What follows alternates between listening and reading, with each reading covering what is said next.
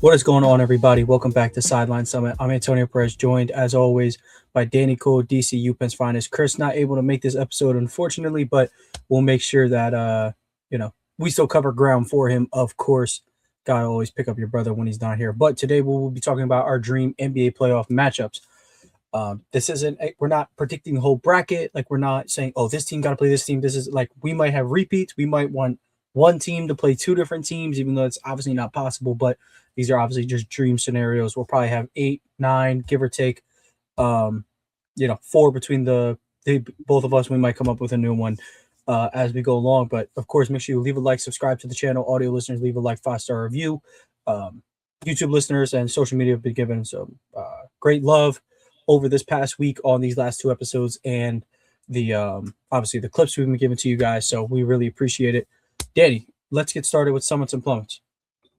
Yeah, man. My clear summit has to be it's summer weather here. And I'm not just gonna talk about the weather. I'm gonna talk about the sunshine, the tan. Because it was 85 degrees here, and that's gonna be like, oh, you live in California. No, it was an abnormal 85 with like a UV7 soccer on the beach weather. That's what we did. I really can't complain. And my plummet's actually related to soccer. The league that we play in, their facilities doing renovations to the turf and the arena. They're like wrapping the arena with like advertisements and whatnot. So we are currently two of our games are getting pushed back 2 weeks. So playoffs get pushed back. So and regular season games get pushed back. But yeah, I'm excited. I really can't complain. Everything here is so good. So the only downside is that one of the things I love to do on Monday nights is now kind of nixed for a little bit.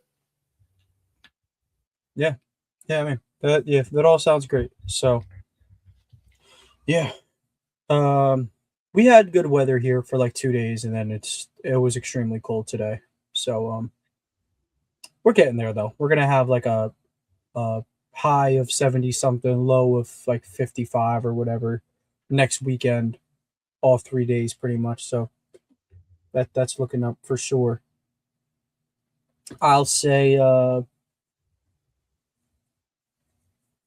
probably go with the summit. I mean, man, can't complain about too much. I won't name names, obviously. But a really big compliment is someone asking you to be on their flag football team. It's a very big compliment. I already had a team, so obviously I had to decline, but very thoughtful. Thank you for thinking of me. I doubt this person watches the show, but thank you. And then Plummet. I mean, man, I don't know if I really got anything, so I guess we'll just leave it at that. But let's get into these dream playoff scenarios. That's pretty much everything that we're doing in this episode. And again, we have repeats lined up. We have, all sorts of things going around. If we don't say your team, it's nothing against your team. I don't know if I have a Warriors pick in here with Jimmy Butler going down. You're just a less interesting team. So, Danny, do you want to get this kick started, or should I start with my first one? I'm going to start with my first, and it's going to be what some people don't call a rivalry, but it has became a rivalry. And it's going to be the Philadelphia 76ers versus the New York Knicks.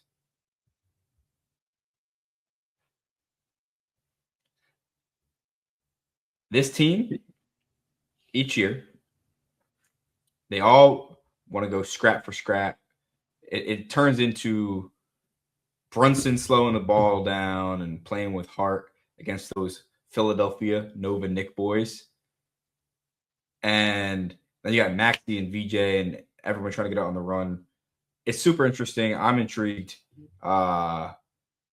Everything is like lining up for Sixers versus Knicks. And last time we saw it, we saw, I think, 2 20-point leads in game 6 swing in that playoff series. Same game. So those teams haven't changed that much since then, to be honest. each. I mean, obviously Dante's gone, but and you plug VJ in, but other than that, this would be pure cinema. Yeah, not mad at it. As it's currently constructed, those two would match up in a playoff series. I was very entertained the last time they came to play. Joel Embiid probably had his best singular series, I would say, last time they matched up, and that was some of his not his first because I remember he got to get some work in at the end of the regular season, but that was practically his first action off of that meniscus tear, and he was absolutely killing it. 50 And then piece, keep obviously him alive. Maxi had a takeover game, and then Mitchell Robinson, Isaiah Hartenstein had big games. Isaiah Hartenstein practically got paid off of that series, which has worked out for Oklahoma City. Let me not say it like that tricked nobody, but yeah, I agree. Yeah, That would be an awesome series. and not only is it an awesome series, it's what it's currently slated to be. And as long as the Sixers miss out on the play in, which they should, it's probably going to happen. Yeah, we're getting to that point where like game and a half, 2.5 game difference is probably like a death sentence or a security, for teams who are, I guess, on higher in the standings. But yeah, I'm not I mad mean, at that look, one at all. it could get real dangerous. I think it also the Sixers want to avoid that play in because, but they also want to make sure Embiid and Paul George, albeit suspension, are healthy going into the playoffs. This team only go as far as they are healthy, and same for the Knicks. The Knicks are their biggest issue is health, and I mean they played that series last year against against the Pacers banged up. I think they could be in You're the thinking NBA of the year Finals. before. The year before, sorry. Yeah. They played that series banged up. Uh, legitimately, if they don't play banged up, they might win that series. It's very possible. It's very possible. But not mad at that prediction there. That would be a really good series. It was a really good 6 game series last time those two teams went at it. This time you have a better version of Tyrese Maxey, probably not a better version of Joel Embiid, but if he's healthy, you take it. Paul George is in replacement for Tobias Harris. VJ Edgecombe is obviously there. And then on the Knicks side of things, Cat is here now.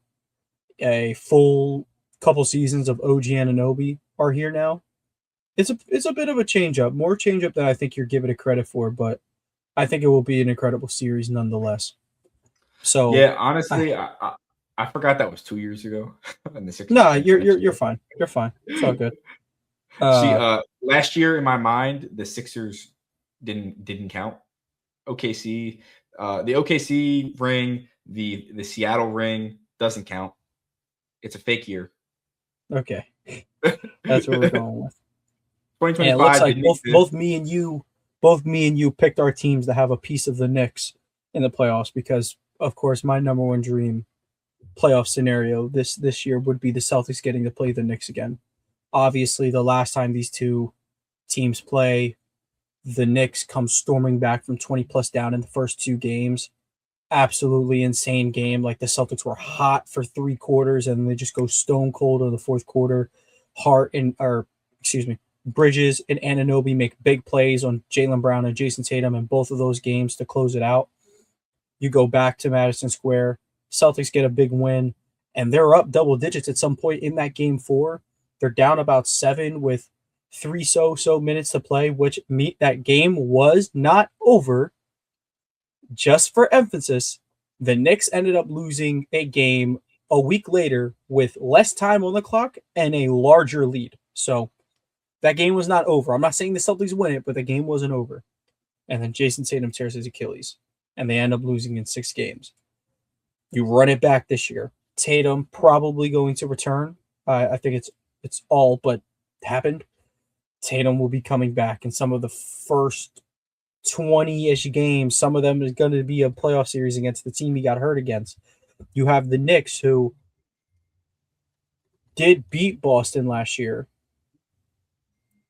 But again, you have those defensive struggles.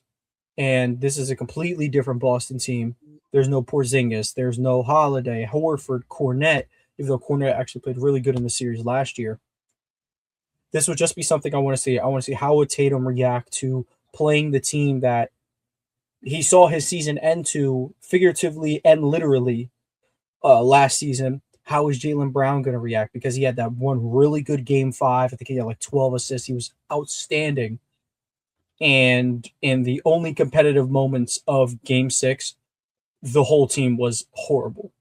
So I would love to see how that unit reacts. I would love to see how Missoula coaches up against Mike Brown. It'll be really fun. I think this is one of like this of the rematches we possibly have lined up. This will be my number one. Speaking of that, have you seen what Hugo Gonzalez is doing tonight? Hugo Gonzalez, man, he's such a beast. He has 15, 15, 3 and 2. Oh, that's steals and blocks, stocks. What? The kid can play. And the best thing about Hugo Boss is that he is such a stay ready guy. Like we talked about how there have been points in the year where Missoula will prefer Jordan Walsh, or he'll prefer Baylor Shireman, or he'll prefer Hugo Gonzalez. Even in the bigs rotation, there was a point where he kind of preferred Garza to Keita. But Hugo's been one of those guys, and credit to all of them, but Hugo specifically being a rookie, being such, he makes the winning plays, he defends extremely well, he shoots the ball, dives for loose ball, can guard on the perimeter. He's been everything you can ask for, essentially, out of a late first round pick. I like that the Celtics and Joe Mazzulla have absolutely maximized getting these low contract guys to play way above their pay grade. Is basically my point there. Yeah, Hugo's a beast, man. Yeah. And it looks like our third podcast co-host might be joining us soon in a few minutes. He got caught up with some work things, but we'll see when he gets ready and kicked off. But another one of my dream scenarios, I'll stay in the East because I guess we're doing 4-4 at this rate, is none other than the Detroit Pistons and Cleveland Cavaliers. And some people might say, oh, why is that? I think you got two teams with a ball dominant scorer in Mitchell and Cade. You got two teams with some other guard play that can distribute. If Harden's healthy, I don't know his status at the playoffs with that broken thumb, right? I think he'll play 2 months from now, is my thought, with a broken finger. That's my only thought. I don't know. But my thought is you got Mobley, you got Allen versus Durant, Jalen Duren, and Isaiah Stewart. This is like scrap for scrap, score for score, perfect matchup for the playoffs. And I think it's going to happen. I think the Cavs are a better team than the Raptors, and it looks like that's who they're going to wind up playing. So if we see the Cavs play the Pistons in the playoffs, I think it'll go 7. Yeah, I think that's fair. I think this Cavs team has found a little bit of a new spark. Obviously, this is James Harden honeymoon, which you do have to consider, but they've been absolutely incredible since he's gotten there. So I definitely like this matchup. I think the Pistons bring more defensive identity into the postseason, which is obviously going to translate. The way Cade Cunningham plays basketball is absolutely going to translate. But where is that second source of isolation offense going to come from, or self-creation going to come from? That's an answer that, the Pistons are going to need ready against a team that's going to have James Harden and Donovan Mitchell, who are two of the best self-creating players in the NBA. But as for the Cavs, you have to figure out, like Jared Allen can become unplayable because Asar doesn't have to guard him. So that's something they have to figure out. If they also don't respect Jalen Tyson in the corner, that's something they have to worry about. If they don't respect maybe Dean Wade or Merrill as defenders, maybe they'll go at them. Not saying they're sorry, but every team is a weak link defensively. That's just something you have to point out. So that'll be interesting. I agree. I like that one. You sticking at the East? You're going to West? No, I'm going to go to the West. So one that, as currently slated, they would not meet until the Western Conference Finals. Also, just learned the Thunder clinched the playoff spot. Didn't know that. But the matchup that I'm referring to, my number one dream matchup in the West, it would be the Spurs versus the Timberwolves.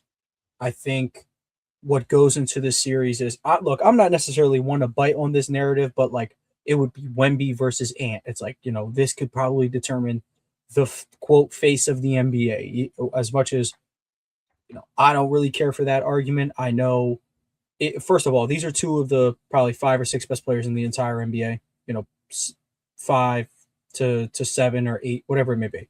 I'll just say these are two of the top 7 to 8 players in the entire NBA, and Victor Wembanyama and Anthony Edwards. These are two guys that the NBA heavily promote as what could be the soon face of the NBA.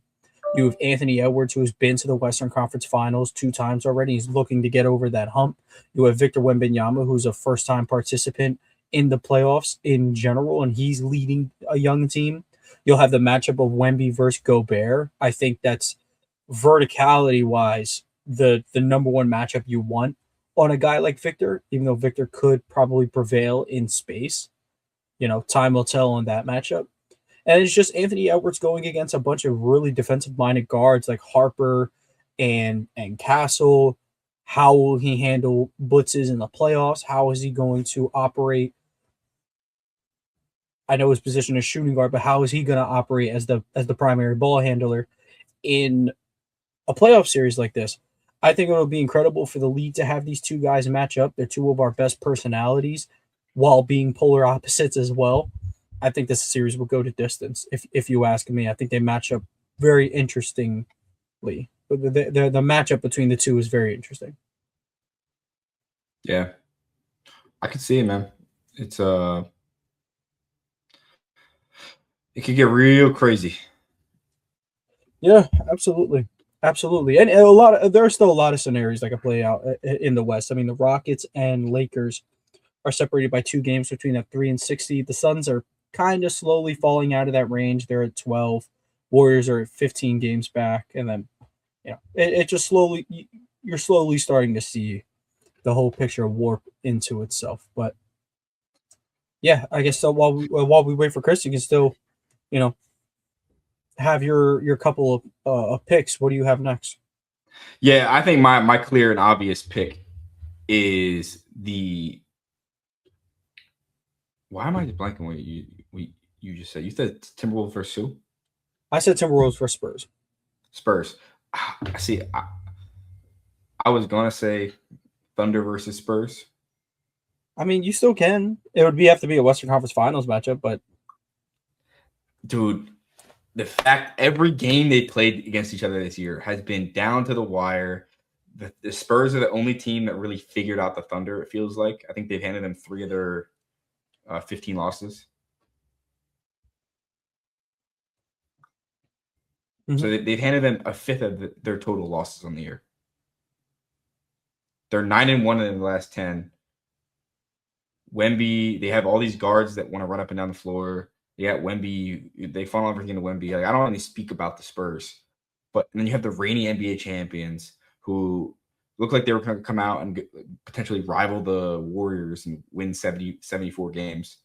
They went on a cold streak, and they're now 47-15. These teams feel destined to meet in the Western Conference Finals. I don't think anyone else in the West is as good as these two teams. Yeah, I'm inclined to agree.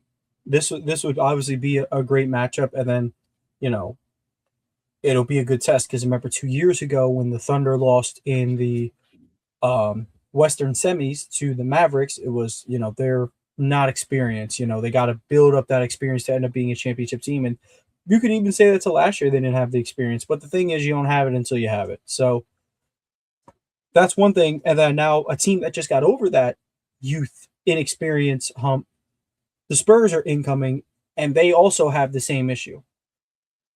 But I think the brand of basketball they play with will translate. They can play both get out in space and run half court offense. I think obviously the big X factor in that one is going to be Stephon Castle's shooting, because if he can even shoot 35% from three in a potential series between the two teams, the Spurs will win.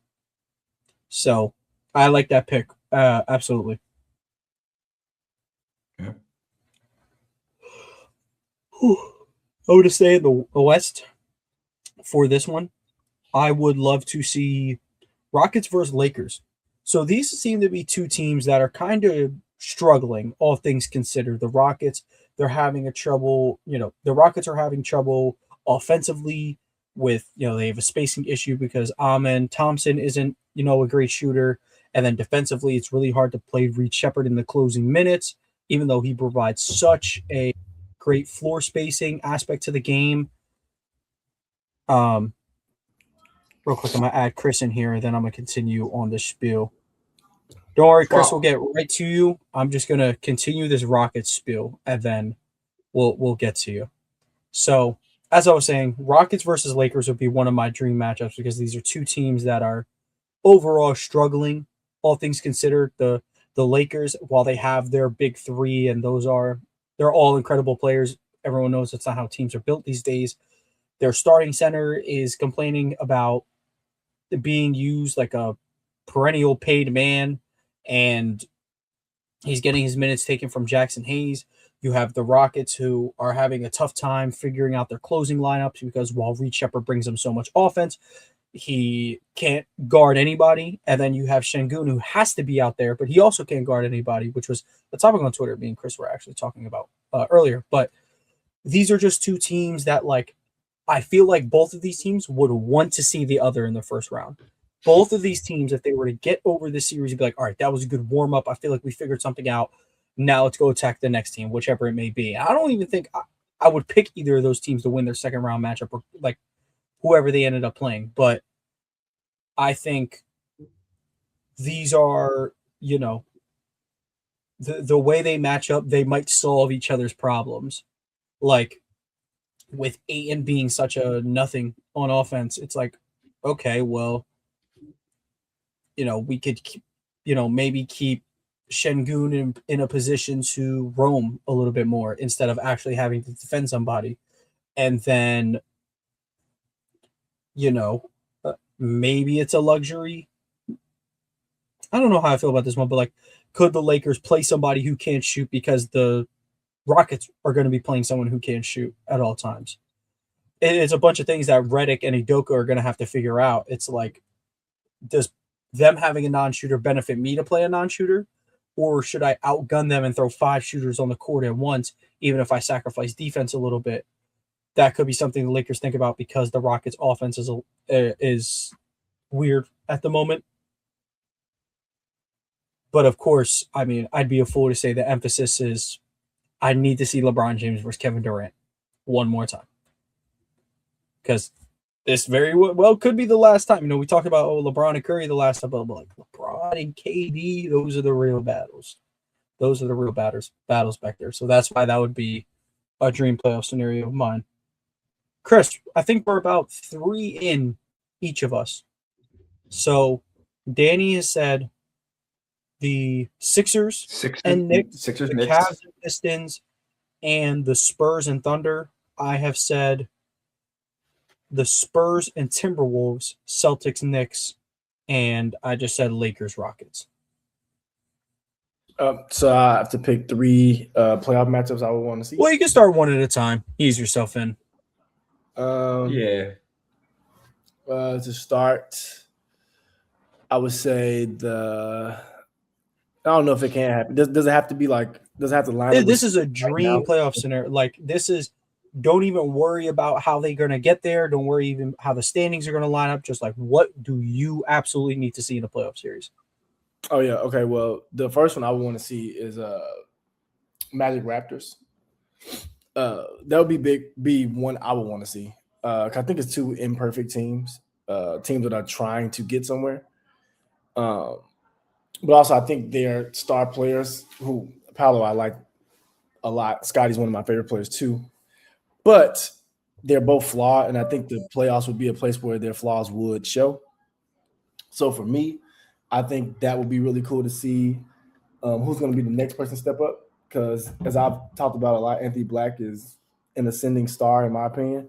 I think this could be like one of those platforms where he can really take off against a team like the Raptors, where they do guard well, but you can find favorable matchups. Neither team has a center that you would necessarily count on. Polo's just been hurt, so that's why I wouldn't say him. But if he gets healthy, then that's different.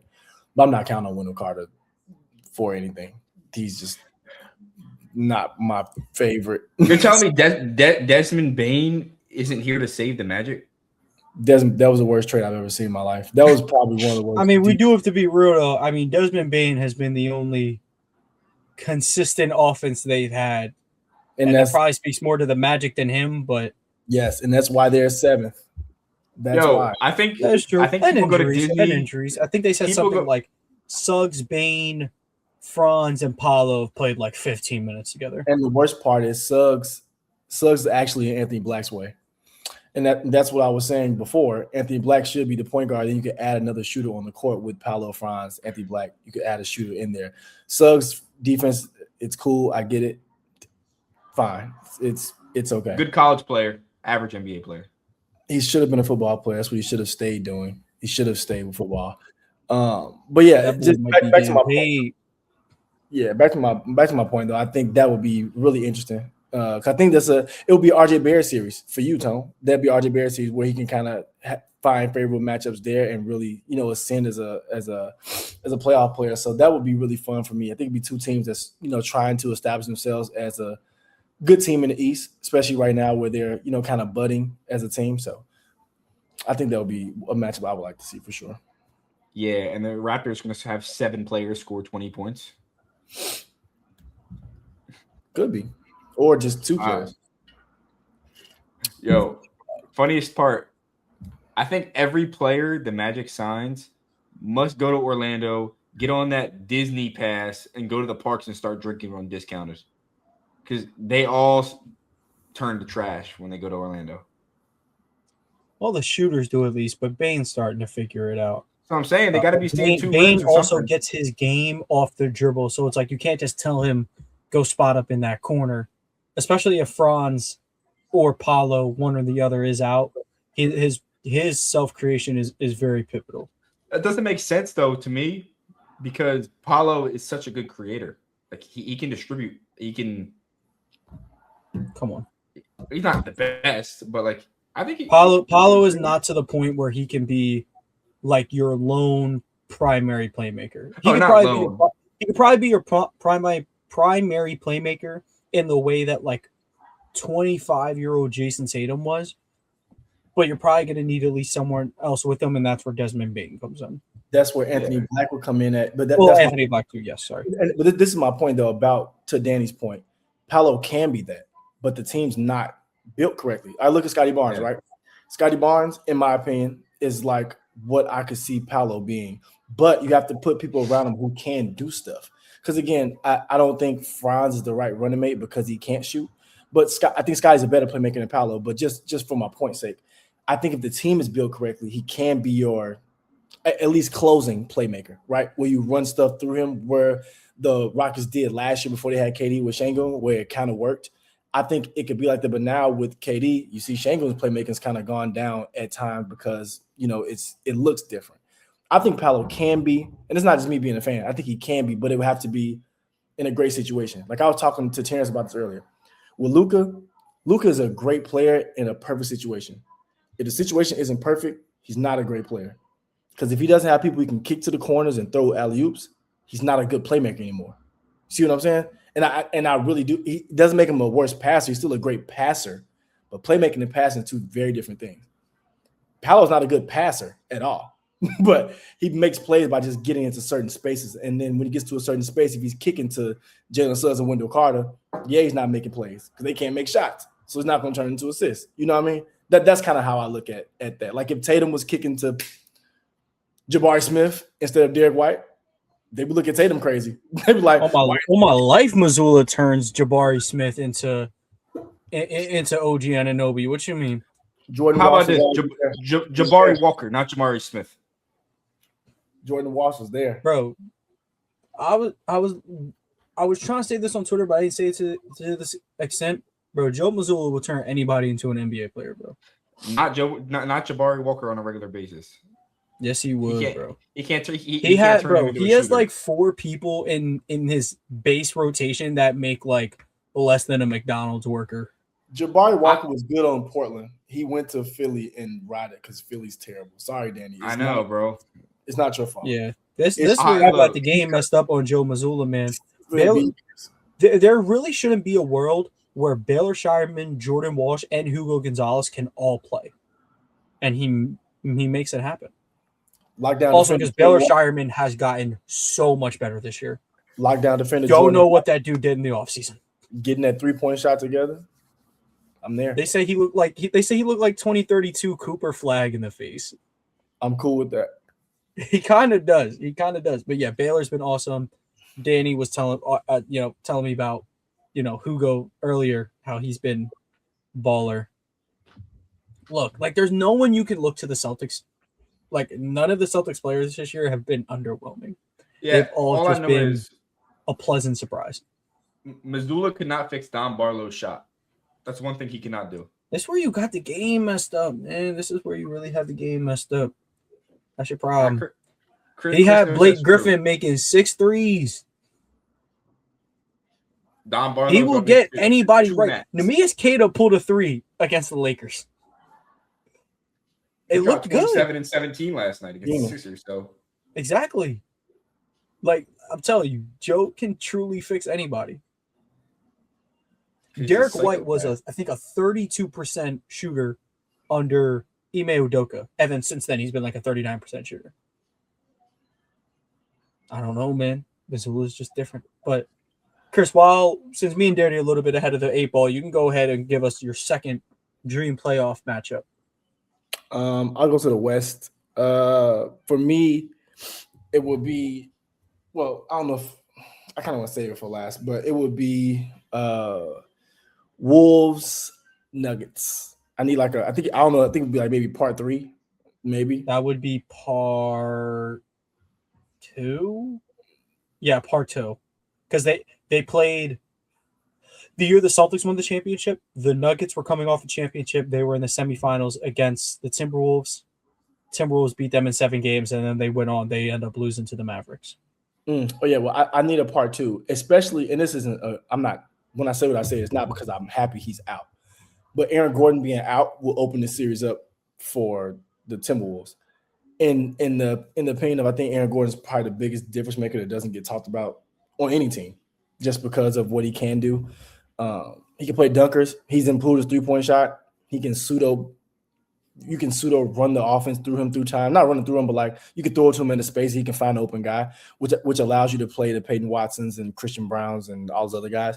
It allows them to be able to get minutes because you have a stable guy like Aaron Gordon. So without him, I think it would be on Peyton Watson, who's looking to get paid this summer. It will be on Christian Brown, who's trying to prove why he got paid. And then, the 2-man game with Jamal Murray and Jokic, which would be interesting because I think when it comes to playoff setting, you put Edwards on Murray and you put McDaniels on Jokic. Obviously, you give us space and speed. I get that. But with no Aaron Gordon, you could kind of let Rudy Gobert kind of sit in the paint because if Peyton Watson and Christian Brown want to combine for 10 made threes per game of series, you'll lose like that every time. So I just think it will be very, very interesting. And I think with the strides Anthony Edwards has made in his game overall, like people talk about just him, like, not dunking as much on all those things, but I think it's bigger than that.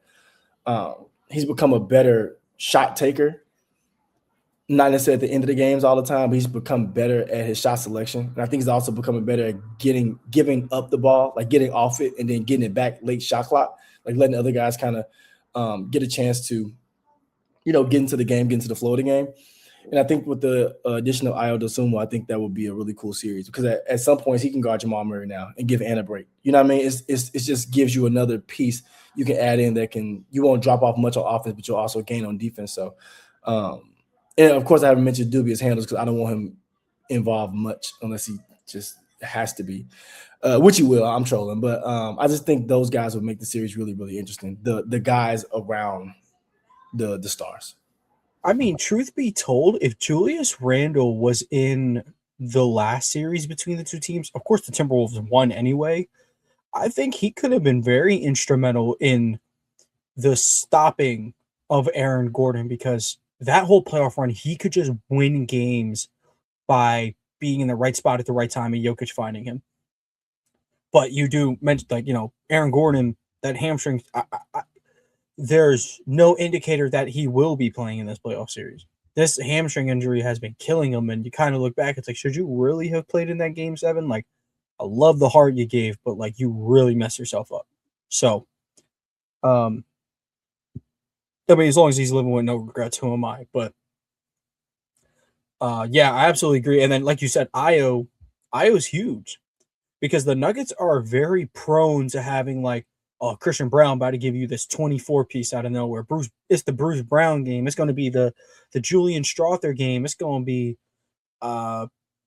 it's going to be the Cam Johnson game before you know it. So having Io to kind of, he can take the Jamal Murray assignment, and then when Ant's ready to get back to guarding him, he can kind of shut down the next available threat. He can locate, all right, which guy is getting high, which guy needs to be taken out of this basketball game immediately. I think Io will do a pretty good job at that.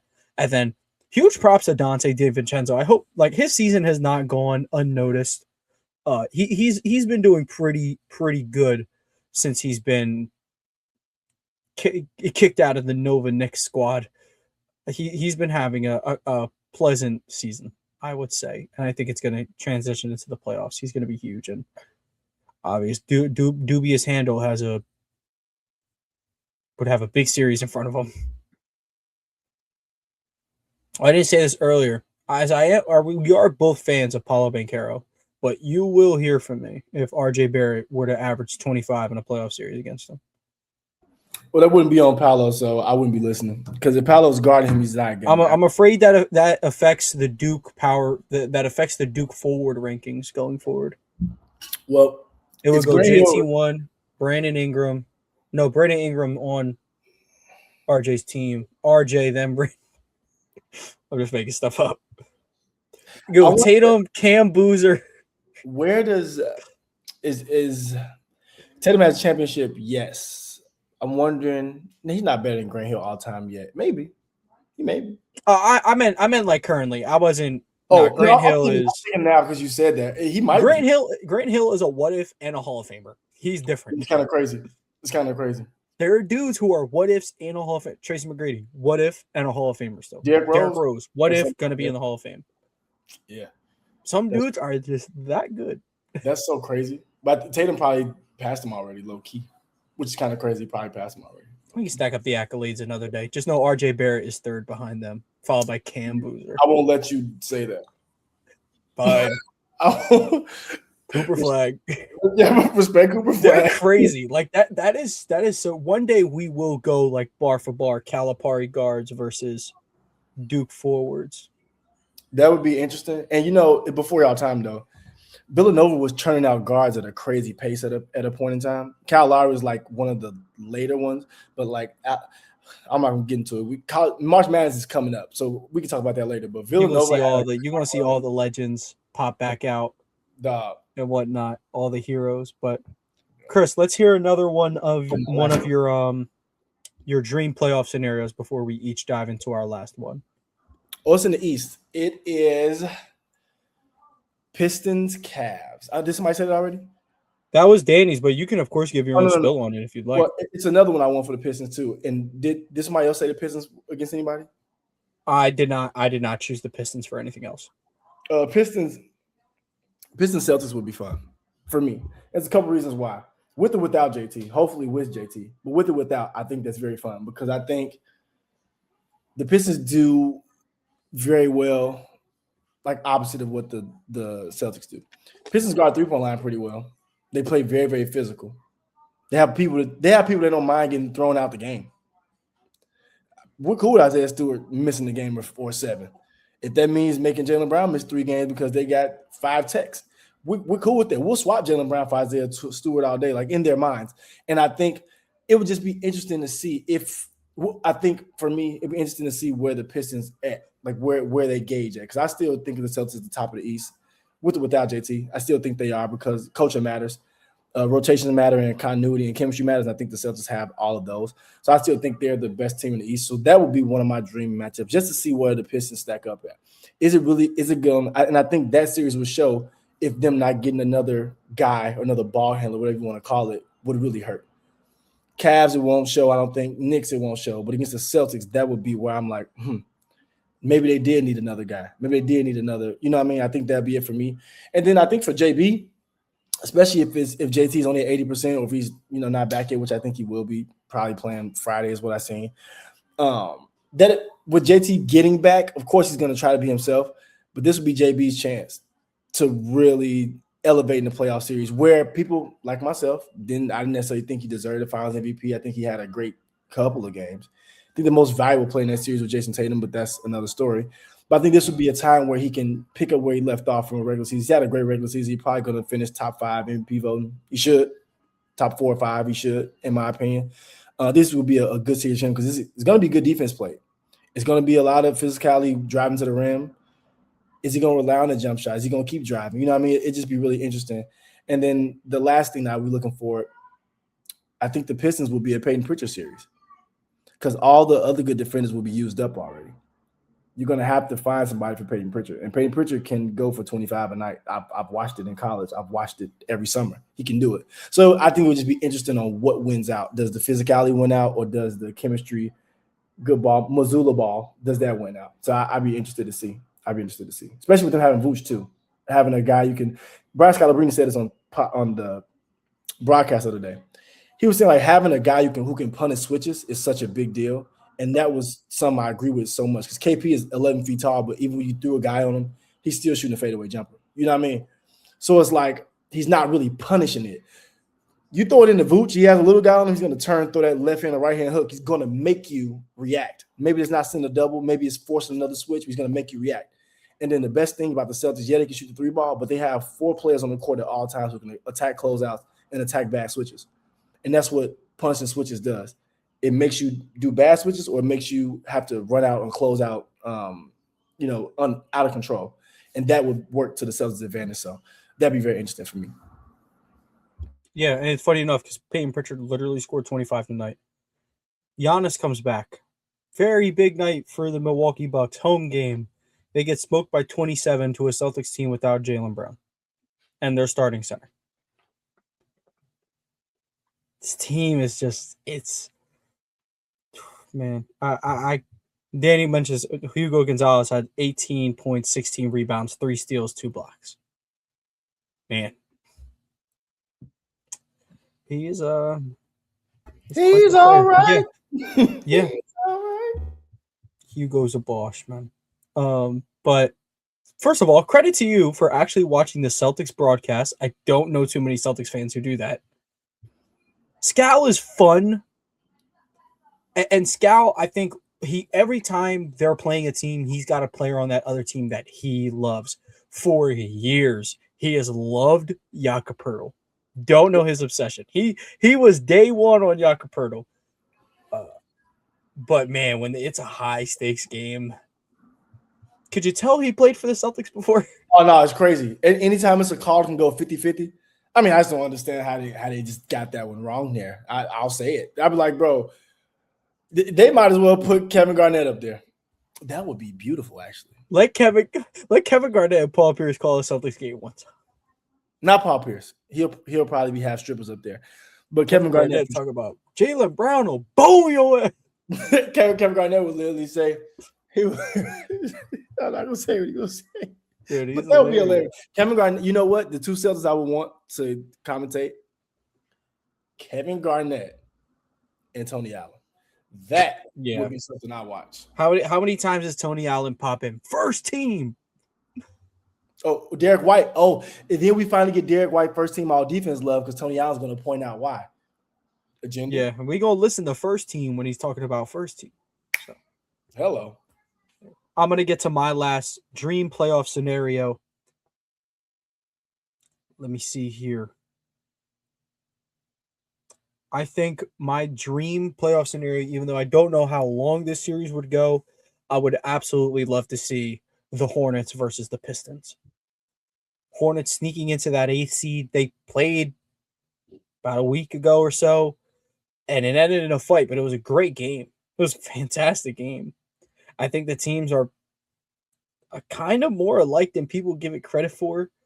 You have your young athletic centers and Duran and Diabate. You have your extravagant, young scoring, playmaking point guards in LaMelo versus Cade. You have the shooters, two of, if not the two best shooters in the league, not named Steph Curry at the moment, in Con Knipple and Duncan Robinson. Those two guys are absolutely going to light up the playoff series. You have Brandon Miller, who has truly taken this number one scoring thing by the throat this season, and he's been incredible. Not saying the Hornets would upset them, but there's a path. There's a path to the Hornets beating the Pistons. They have to play Asar Thompson off the court if everybody for the Hornets are able to stretch the floor.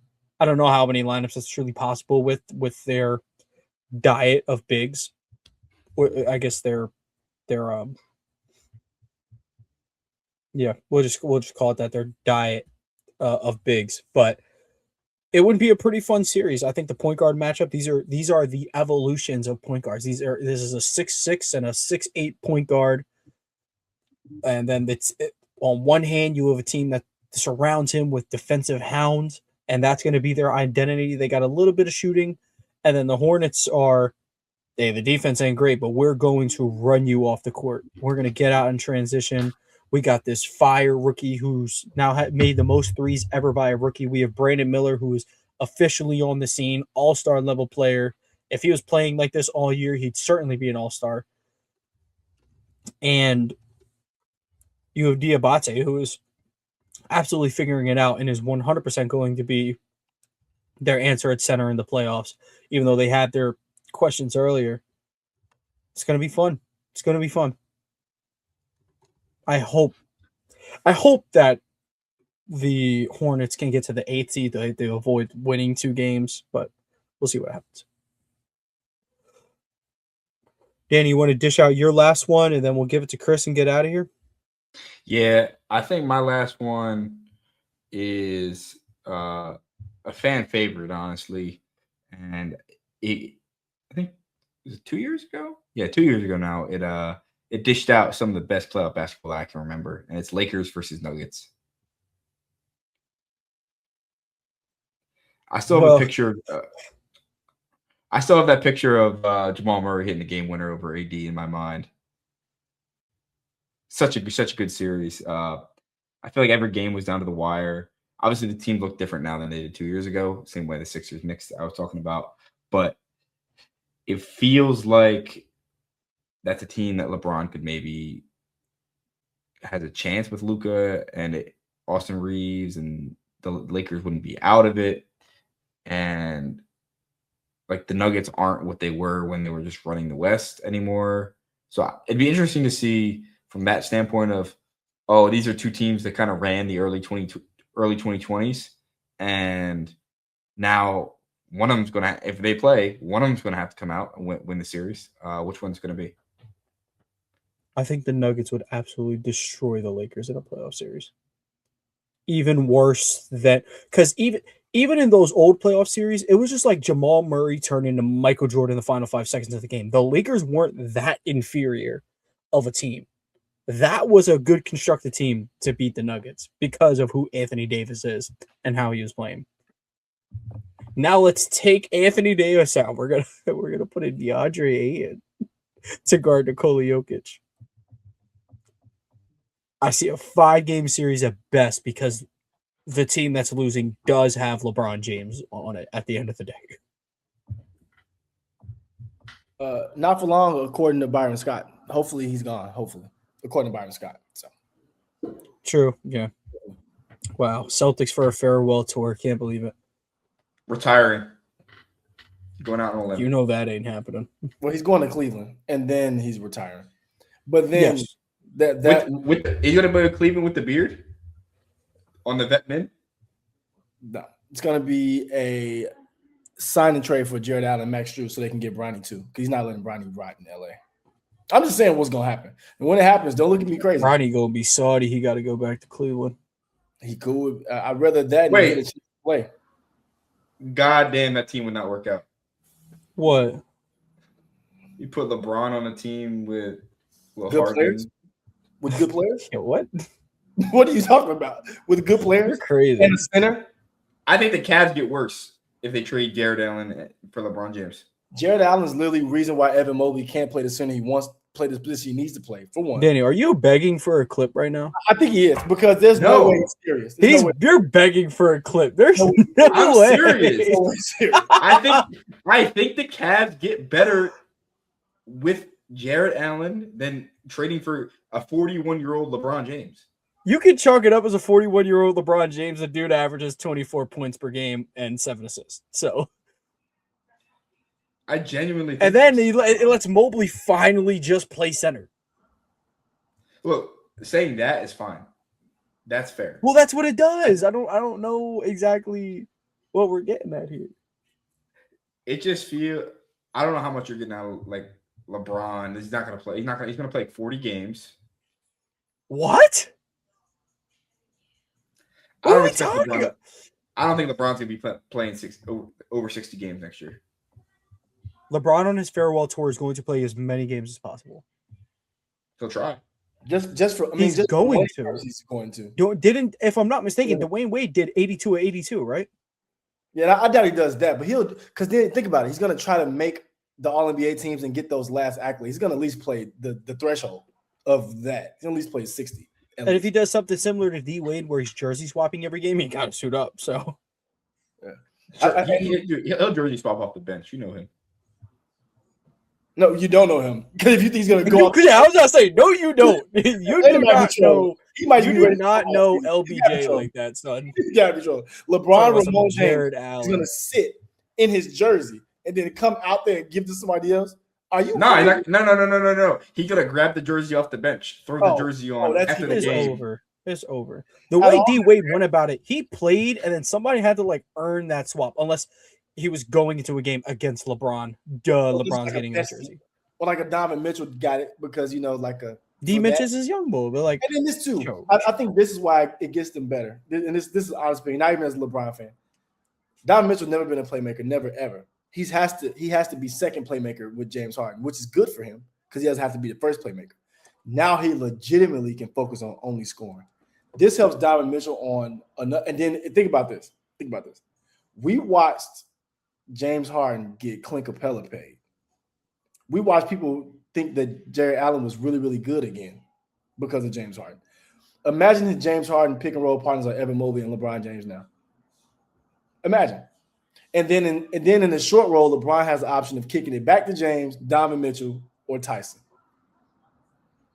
Can I interest you in a 19-8-8 season from LeBron James?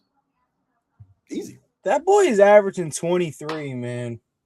Look what he's doing with Luka, who catches the ball to take assist away. He'll hold it for 5 seconds, dribble, step back, and take assist away. He's still averaging 6. Exactly. This is a deferring LeBron James. And for what it's worth, I can't promise either of these two will play defense, but him and James Harden could be on some, all right, I'll do the primary play in this quarter. You give me your best on the other end. Obviously, both these two are ancient, so take that with a grain of salt. But no, there hasn't been a point in NBA history where adding LeBron James has made your team worse. And truth be told, he could play till he's 80. I don't think that'd be the case. He doing something. And it helps your guy, Danny. Luka finally gets a lob threat he can blame everything else on. So it's good for you. You get Jared Allen over there with Luka. Beautiful. Right? Jared Allen would get a lot of money playing with Chris. A crazy extension. Chris, I only have one guy. And that one guy now he's bailing. Westbrook. One guy is bailing. You bailed on Westbrook. Westbrook is the top 6 point guard all time, and I won't argue with anybody. Now he's top 2. No. So that opinion is, if he's top 6 or top 10, whatever. Danny, you bailed on Westbrook. What? You bailed on him. You were a Westbrook fan, and then you said, "I'm done with him. I'm a Ja fan." And I don't know what you are now.